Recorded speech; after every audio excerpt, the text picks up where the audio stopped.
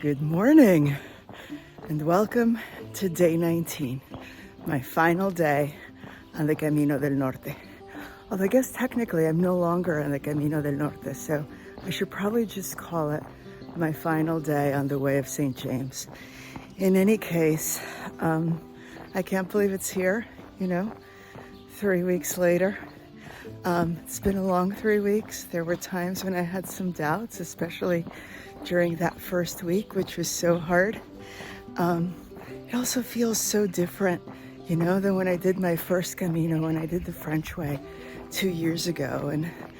And different because, of course, it's shorter, because I'm not making it all the way to Santiago. And, there isn't like this planned reunion at the end of the day to celebrate with all the people you've been walking with for the last 5 weeks.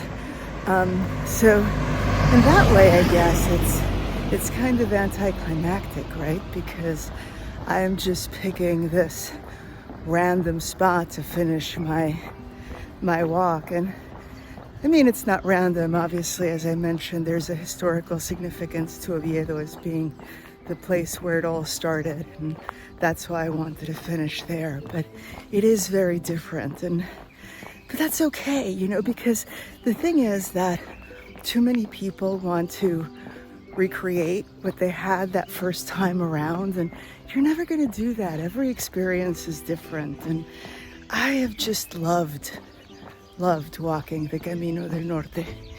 And again, it's not always been easy, but it's been a great experience.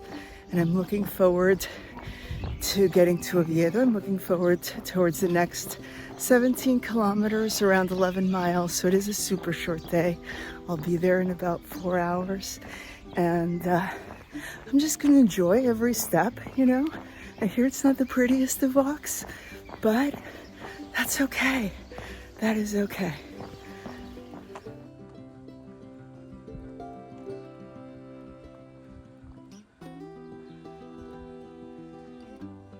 Good morning, sheep.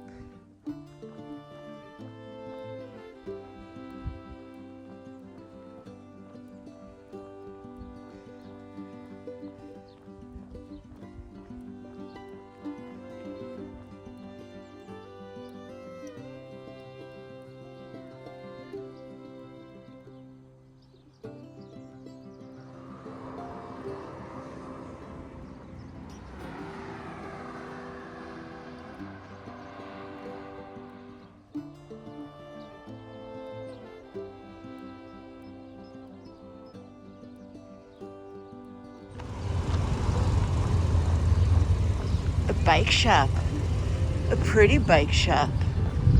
I like this town.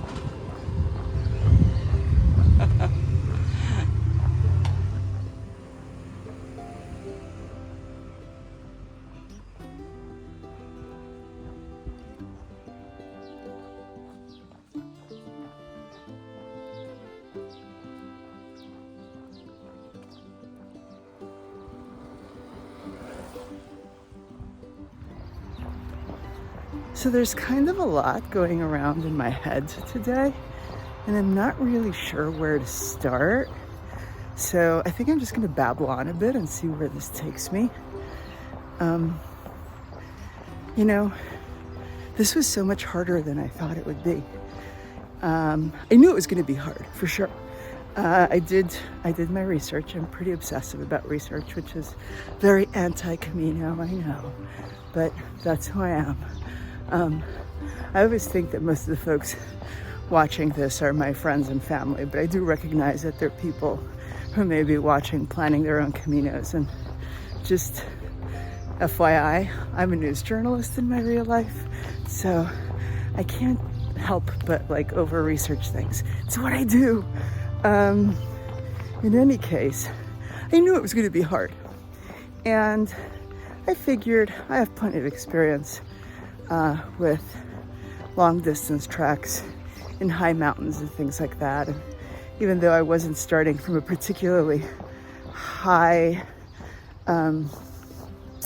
endurance level compared to where I've been in the past, I still was pretty confident that I'd be okay. And I mean, clearly I was.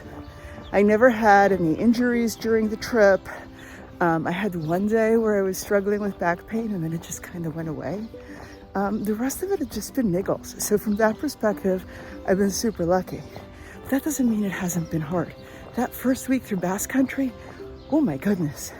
And I think for that reason primarily, I would absolutely say this is not a Camino for first timers.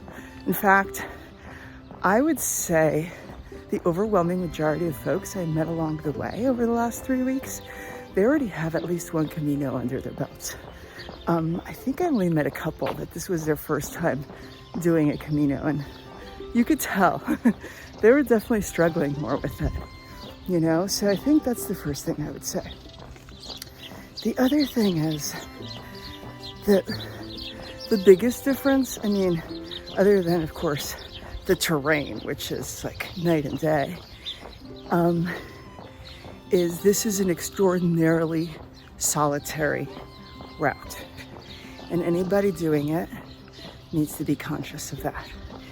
If you're going the Albergue route, it's probably less so because obviously you're going to be meeting the same folks over and over again at the albergues. But if you're doing private rooms the way I am, you're not really going to be meeting much of anybody on this way. You know, you meet folks occasionally. That first week especially, it seemed like I ran into more people and would walk with folks for a little bit at a time. But for the most part, this is not the social kumbaya, you know, let's all hold hands and sing around the campfire that the French way is. So for anybody looking for that experience or who has that view of the Camino in their heads, this is not for you either.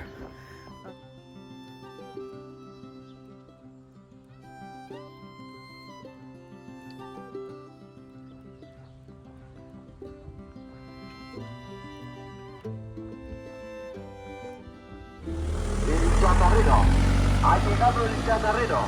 Compramos chatarra, cocinas viejas, baterías de coche, canaló.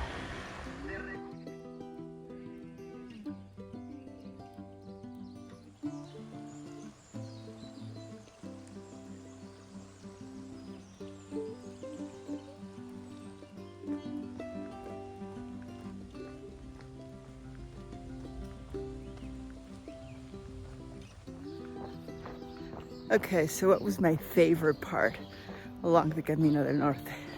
Well, I guess that's easy, right? Anytime I got to walk alongside the coast or on the beach.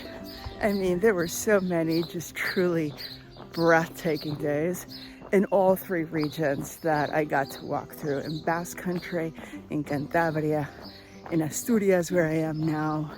Just truly amazing.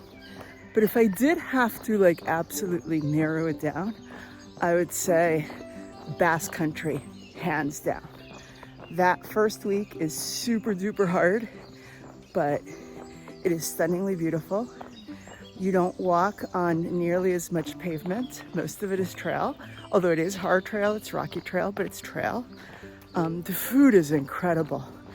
And the people are so nice. Like, I feel like when I was walking in Basque, every single day I would have some sort of random encounter where someone I'd meet would make a meaningful difference to my day. It was just truly magical. And for those reasons, Basque Country stole my heart. And you know what? My DNA test says that I'm 4% Basque. So maybe that has something to do with it.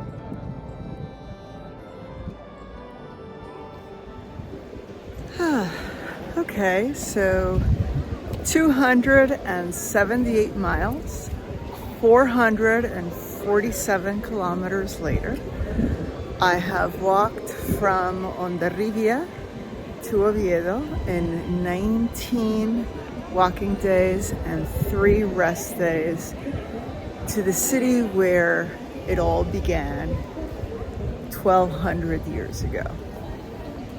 Wow. Feels a lot different from my first Camino, as I said this morning, but it's no less special. And right now I'm just going to enjoy the rest of today and tomorrow, which I'm taking here in Oviedo to relax and to visit a bit. And then we'll start planning for the next one, maybe to come back and finish what I started.